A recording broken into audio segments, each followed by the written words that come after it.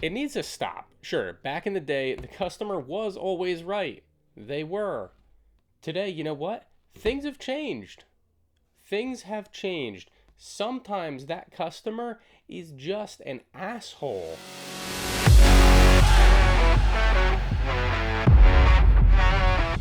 Hey everybody, it's Doug with FRL. Today, let's talk about a topic that most of us normally try to avoid: the dreaded nagging client. So, we all know this person, we know what they're like, and we all have them. It's part of the business. It can take so much out of you that it can ruin your entire day. So what did we do this year? We got tired of this. We've been dealing with it. This is our 6th season. We've always had a couple here and there that just nobody wanted to go. I didn't want the phone call. The guys didn't want to go mow the yard. I didn't want to go mow the yard because I knew I was going to end up there for an extra half hour talking about things that we have nothing to do with. And this year, going into the season, we dropped a lot. Whether the customer chose, whether we increased prices, or whether we just said, I'm sorry, we can't do your lawn anymore.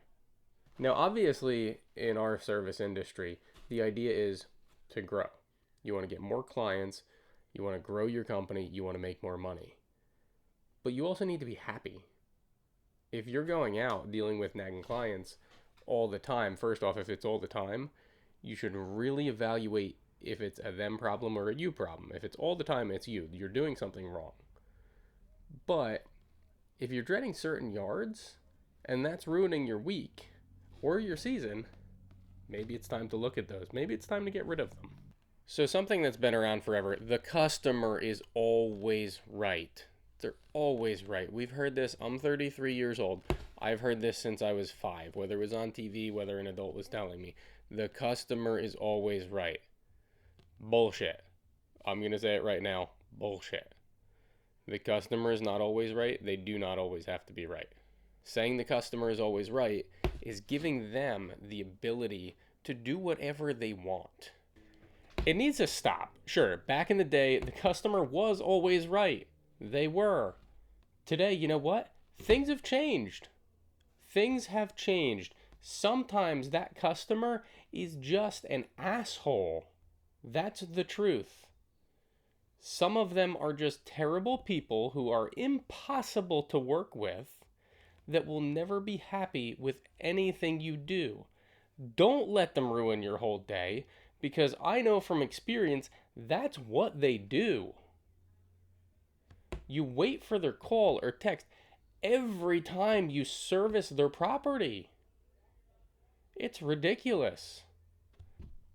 And I've said this before, it's not 1995 anymore. It's absolutely not. Gas is not $1.25 a gallon anymore. Believe me, we use a lot of it, I know. A 2x4 isn't $2 for an 8-footer.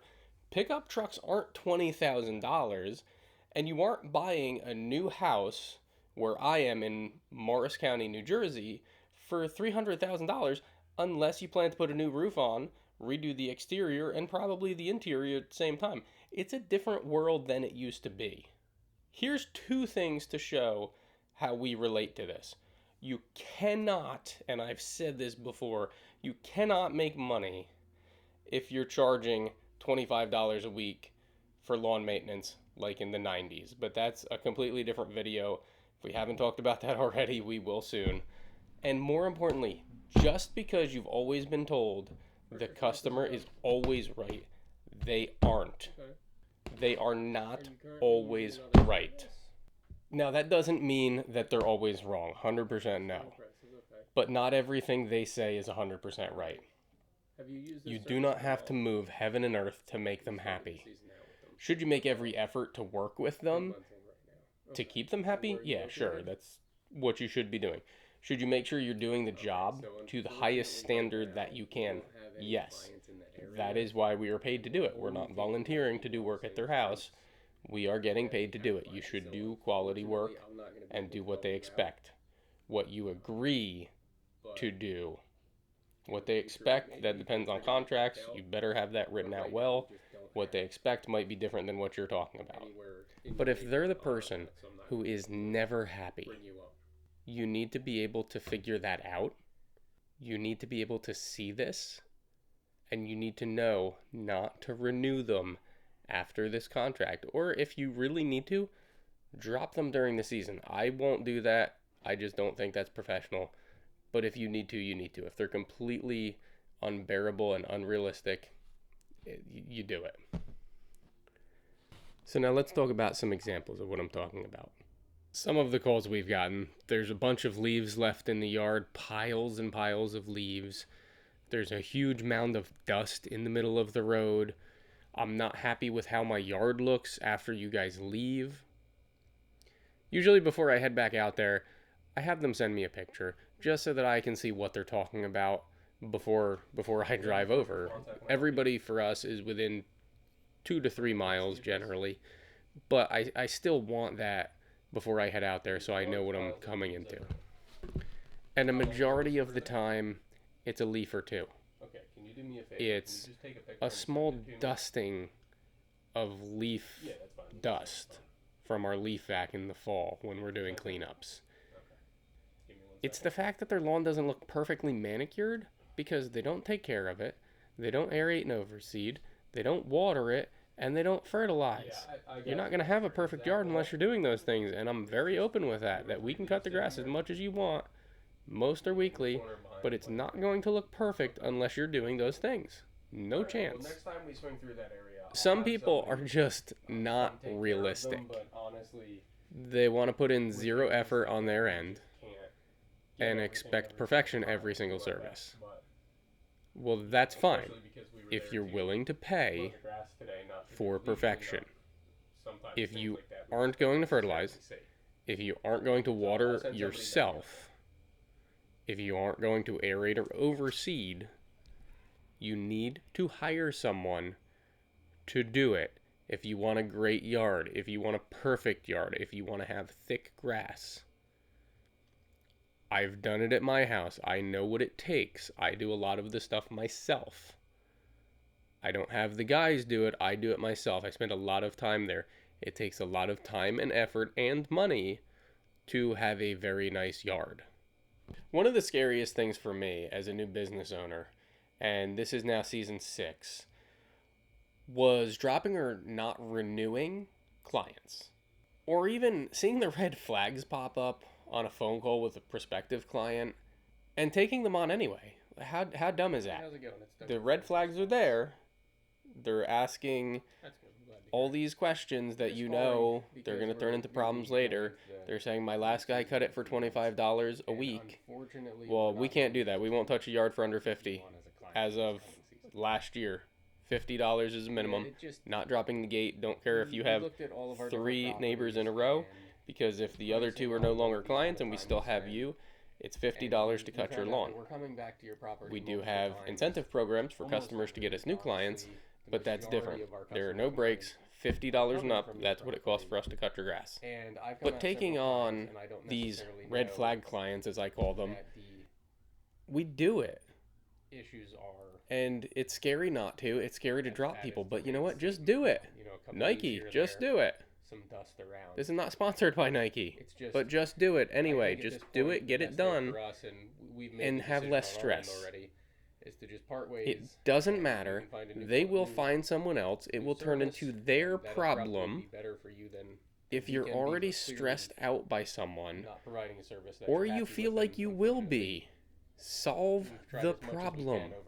Now, if this video wasn't touchy enough, here's where it gets a little bit worse, especially if you're a client or somebody that we've dropped over the years. Not every company is right for every client. 100%, I understand that there's different ways different groups do things. But from our end, we need to realize that not every client is right for our companies. Whether we're talking about maintenance or enhancement, the initial communication and the feeling you get can tell you everything. If something just seems off or doesn't seem right, do not take them on. Just don't. You're asking for problems, and it's stupid. Qualify your prospects on the phone before you even go out. For lawn maintenance, unless there are a lot of trees on the property, we don't even go to do the estimate. We run everything through Yardbook, which is our software. We've got a video on that. But we run everything, measure everything, do everything online, send an email with the estimates. But your first communications are very important. You need to talk to the person, you need to listen to what they're saying more than talk, because that can tell you everything. If they tell you they have gone through a ton of landscapers, red flag. If they say, oh, my last guy says he can't do it anymore, red flag. My last guy did it for $25, two red flags. Because one, he's charging too little. So that either means they're looking for somebody to do it cheap, or maybe they've just had the guy for 30 years. And the second thing is they have unrealistic expectations. They're going to want their yard to look great, but there's a reason this person's not doing it. They either retired, went out of business, or just completely ran out of money, because you can't make money like that. So that's the point of this one. I don't want to drag it on anymore. It's been, a long enough video. I don't want to make it really long. Don't be afraid to say no. You don't have to take on every client. There are tons of people in the world. There's billions of people. And I know in the 3-mile radius from our shop, there are thousands of houses. If a route is 100 people or 100 houses, there's a ton out there. Not everyone needs a service, but there's a ton out there. And don't be afraid to drop people. If it's not a good fit, it's not a good fit. If you're not happy on their yard, they're probably not happy with you there, because you're not putting your all into it, and you should be. Honestly, this year, we service yards that our crews like being on. We have clients that we love working with. We look at our team and our clients as the FRL family, and that's how it should be. It should be just a group of people, and not a lot of companies are like that, but we're trying to create that. We're trying to better the industry. We're trying to help gain respect for everyone that does what we do. All right, so check out the video coming up next about no mow May and that joke of a reason to not mow your lawn.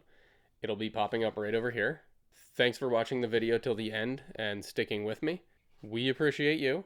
Don't forget to like and subscribe. We appreciate that. We'll see you next time. Stay safe.